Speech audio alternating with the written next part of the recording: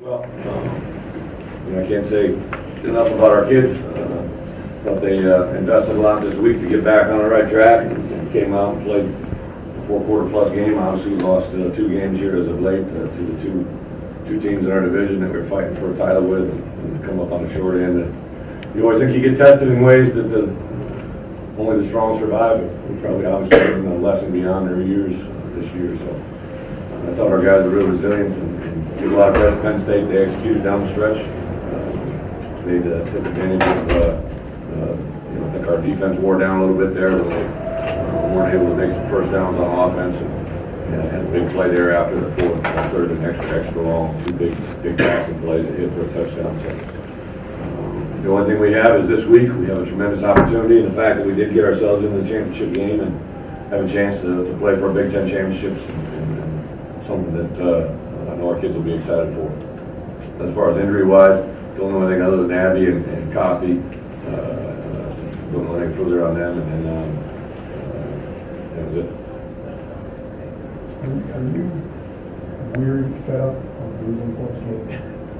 Yeah. We, I think as a group have always stressed that you kind of get stronger as the year goes on and playing some good football, but obviously to put ourselves in a situation. We actually, before the offense took the field, we made the decision we're probably going to go for 2, if the touchdown occurred, but we actually used our 2-point play on the touchdown.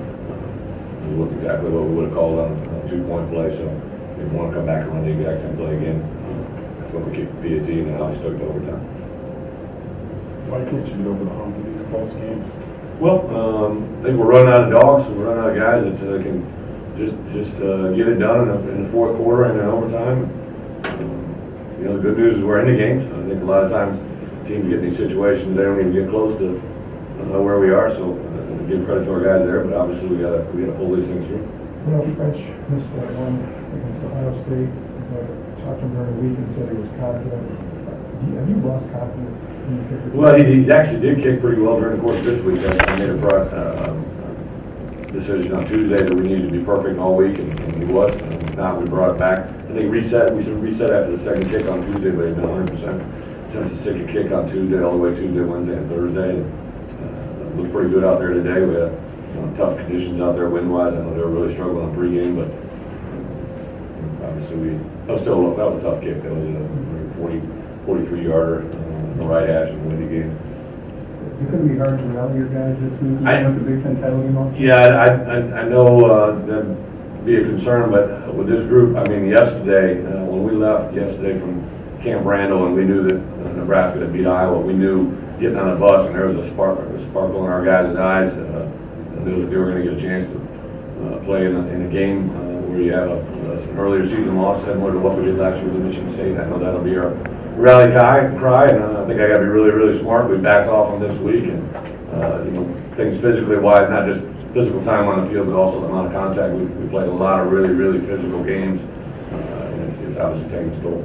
Bret, after the first 2 possessions, you had 8 straight punts. Did you see what went away after the first 2 until late? Yeah, I think 2 things happened. Is we were able to get on the perimeter of some edges, and then they started widening their technique, started playing outside in. We never really got back on rhythm with that. I thought there was quite a few critical third down drops where we had some guys that were open, and in that stretch, we made some nice plays in the fourth quarter there at the end. But in that second to third quarter stretch, I think there were some third down hits and just guys just dropped the ball. So, but our guys got to continue to move forward, and that's it. I'm going to ask about Chris. About Borland, and then also the decision to go with Lanish. Yeah, Chris, we thought at the beginning of the week that I thought there might be a chance to get him back this week, but we can see after Wednesday that he probably wasn't going to be. He just wasn't responding. He started running, started moving around. He just wasn't at a point where he was going to be ready for Saturday. And during the course of the week, I believe it was on Tuesday or Wednesday, we were making a decision between Trotter and Landish. Coaches went with Derek. Didn't play a clean game, but I thought he played halfway decent out there today. Didn't stand out. Is it taking something away from Monty's records that he's doing it in these games when you can't really enjoy it and appreciate it? Yeah, I get where you're coming from, but I think he knew what went into that touchdown today when he got it, and then allowed to him and allowed to our guys. But now it's kind of one of those things you can move forward. It's a tremendous accomplishment by him, and everybody around him, but obviously not as fulfilling as a win would be today. Phillips has 2 game-time drives and nothing to show for it. What is he showing you in resiliency in those drives? Again, just what kind of person he is. He got his tail knocked off a couple times a day and really just bounced back every time. Constantly put us in. He has great information. He knows right now when he comes off the field, him and Matt have great conversations about where the ball was going to go or if it went and what they felt good about coming into the next series. What did they do to get your run stopped after the early game? Yeah, and like I said, I think a minute ago, they were playing their edges in tight and kind of making the ball go outside wide, and they changed their technique. They actually did sub in against our big personnel a little bit, brought in an extra D lineman and went five down with a bear look there that obviously presented a little bit of a challenge to us, but when we were able to get in rhythm, it's just like we just weren't in some of those drives. We couldn't get one first down and didn't really find any rhythm. Got ourselves in 3rd and long. They were bringing pressure and we couldn't make the completions. Brett, you went for it on 4th and 8 in the red zone late in the fourth quarter. Was there concern, obviously, not getting back down there again at that point? Well, I think 2 things. If we get the field goal, you're going to need a touchdown anyways to win. So I just felt good about the call. There was some, earlier we converted a 4th and 5 and we had a procedure penalty, and thought there was an opportunity. They were off rhythm. Just thought we needed to go for it there. How big was the momentum swing when you overplay, replay, overturn the touchdown? Big.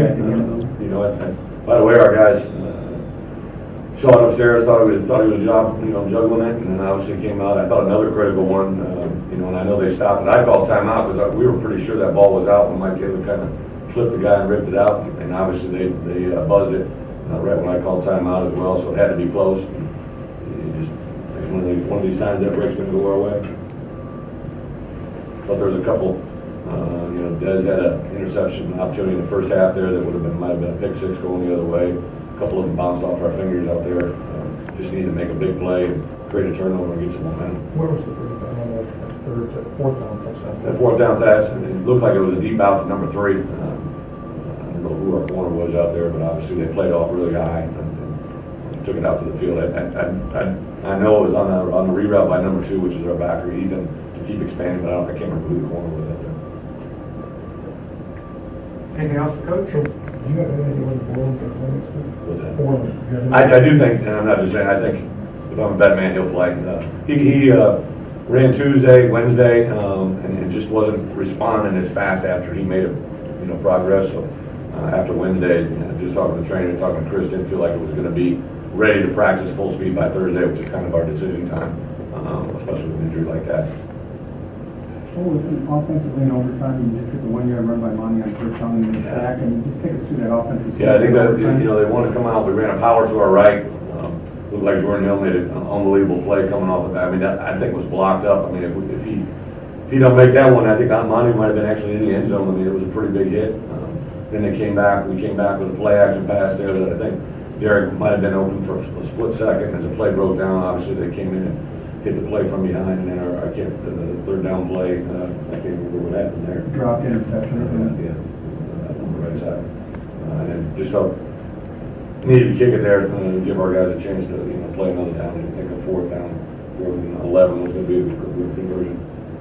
Brett, can you actually, I know it's in the moment, but can you appreciate what they went through this year and what Bill O'Brien has done? Yeah, I mean, my feelings haven't changed since before the season in Chicago. Obviously, they're in a tough shot, in a tough situation, players and coaches. They've played extremely well to get to the 8th win, and then obviously we knew we'd have a battle in here today, and exactly what it was to lose to the 2 teams that are going to finish in our division ahead of us in overtime. Obviously, give credit to them and give credit to our guys who just banged and battled and resilient and trusting and coached, faithful. And they're going to get rewarded for it. I don't know if it's going to come this Saturday, if it's going to come in the bowl game, or 5 years from now in their life. They're going to take these things and learn. Are you prepared for your players to hear this week that you're going into the 3rd best team? Yeah, I understand. I know I'm going to get questions, but and also just we don't make the schedule, we don't make the rules, we just play by them, and we laid the schedule out in front of our guys, told them what we needed to do, told them going back to the Indiana game, you take care of that game and you're in it, and they did. And obviously, no way that you want to naturally want to do this, but if we had gotten our heads beat in by either one of them, I can get it. I mean, you talk about play here or there, and it's going the other way. Unfortunately, it is. We'll definitely, this is what we need to do this year to get in it. That's what we did. Can you compare it to 3 overtime losses to anything else we've gone through? Nothing, anything in my life. Not in my lifetime as a coach. I asked somebody, I'm sure somebody will give me the stat. I don't know if I've ever heard of a team going to 3 overtime games and coming out on the losing end. That's not a record that I want to set. But the fact of the matter is, it's what happened. Now it's not about as it is in life, as it is in football. It's not what's happened. It's how you react to what happens. And I know our guys react and respond in the right way. I'll personally, during the out of season, probably do an in-depth study on overtime in every way, shape, or form, just like we do every year. But obviously, these situations are pretty unique. Do you think it will aid your guys playing a team they lost to in the playoffs? Without a doubt, I know our guys just from a pure. That's how they're wired. I mean, again, I'd say just their natural reaction on Friday when they knew it was going to be Nebraska was kind of a feeling that okay, here we're going to go back to this rodeo again. And our guys have been there. I think it's something that they're going to know what to expect. Everything from what goes into it on our preparation to Friday and all. It's a little bit unusual. You're required to go over there early. You have to practice over there. There's immediate things that you have to do. Saturday, you get again the same thing. It's unlike any other game we've ever played in, and our guys obviously had to recall of last year to be there. So much that take one more promotion coming into this game. Do you feel like you matched that early on? Well, I thought we came out guns blazing, scored on our first 2 possessions. Defensively came up, and obviously the first time they went down the field, but then they came up with some critical stops. And our defense has played well and played resilient all year. And playing with some guys that were pretty banged up, but I thought our guys came out and matched it. We kind of told our guys, hey, how many times do you get to go into a stadium with just 70 guys that you're really, really close with and try to, upset 100,000 people? That's the mentality that they went into the day with. Obviously, lost it in the end there, but I can't doubt anything for their efforts or their execution.